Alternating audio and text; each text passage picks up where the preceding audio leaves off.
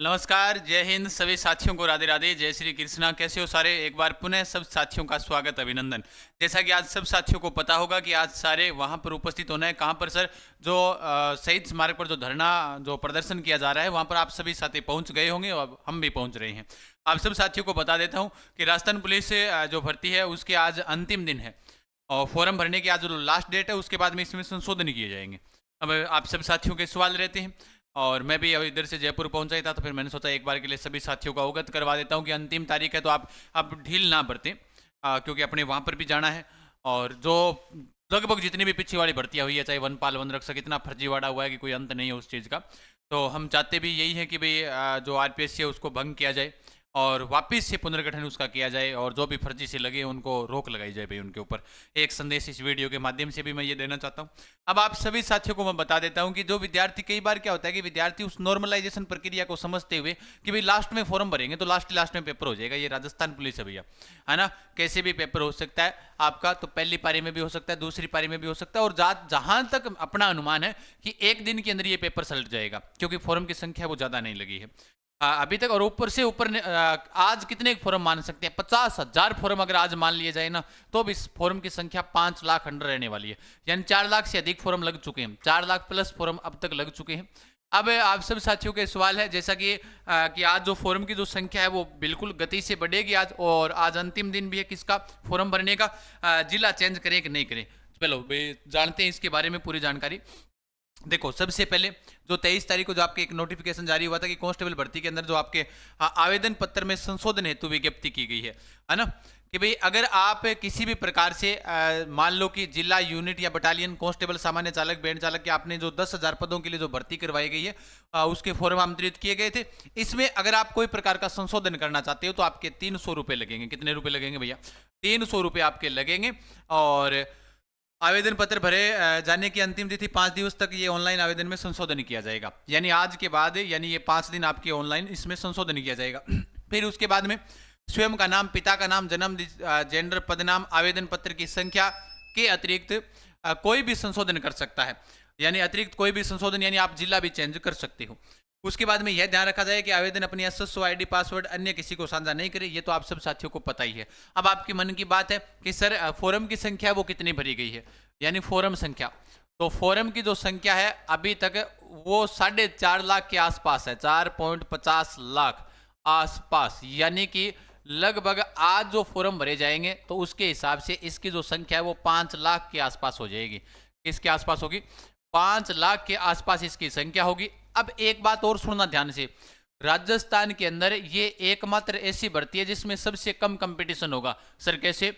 जैसे 46 विद्यार्थियों के बीच में से एक लग रहा है अभी तक किसमें? चतुर्थ श्रेणी कर्मचारी में 46 या 47 है। और लगभग जब इसके 5 लाख फॉर्म आ जाते हैं तो 50 विद्यार्थियों में से एक विद्यार्थी लगेगा राजस्थान पुलिस में। तो कंपटीशन कितना का? कोई ज्यादा नहीं है। 10,000 पद है। एक बात सोचो कि 10,000 पदों पर इससे पहले अगर भर्ती आई है तो 18 लाख फॉर्म थे। वसुंधरा राजे सिंधिया जी की जो सरकार थी उसके समय में आई थी, उसमें भी पद खाली रह गए थे क्योंकि उस दौरान बी पार्ट पास करना अनिवार्य था, 6 नंबर लाने जरूरी थे। यानी 30 क्वेश्चन आते थे, उसमें 12% सही होने जरूरी थे बी पार्ट के अंदर। ए व सी के अंदर कोई जरूरी नहीं हुआ करता था, ज्यादा इंपॉर्टेंट नहीं था, बी जरूरी था। तो उस दौरान भी सीटें खाली रह गई थी। इससे पहले जो अगर भर्ती आई है, पिछली भर्ती थी तो वो 3500 के आसपास पदों पर थी। इससे पहले 4500 5500 के आसपास थी। तो इससे बड़ी भर्ती और इससे कम फॉर्म लगे हैं। तो आप ध्यान करो कि आज ही लग जाओ। अब बात आई दूसरी कि आप सब साथियों को मैं अवगत भी करवा देता हूं उन चीजों से भी, क्योंकि जो चीजें आपको आपके मन में विचार आएगा, एग्जाम कब होगा, एग्जाम को लेकर कोई भी सवाल है तो वो भी मैं आप सबको बता देता हूं। एग्जाम अगस्त के बाद में ही होगा भाई, अगस्त बाद, यानी अगस्त माह के अंदर भी आपका एग्जाम नहीं होगा, ये बात मानकर चले। अगस्त माह के बाद में इसका एग्जाम होगा लास्ट तक, जैसे क्योंकि लास्ट तक तो अगस्त के अंदर जो आपके पटवारी और उसके अलावा वीडियो की, तो उसके अलावा अगस्त के बाद में इसका एग्जाम होगा। दूसरी बात, अब टेली कम्युनिकेशन वाले विद्यार्थी है, उनके मन में एक विचार आता है, सर हमने तो 2 फार्म अप्लाई कर दिए, यहां पर अगर यहां पर नहीं होता है टेली के अंदर तो हमने जिला या फिर बटालियन से हमने अप्लाई किया, वहां से भी हो जाएगा। टेली कम्युनिकेशन वालों के अंदर कंप्यूटर का थोड़ा सा सिलेबस अलग है, ये बात आप सब साथियों को पता है। थोड़ा सा ए पार्ट अलग है, बाकी बी और सी सेम ही है।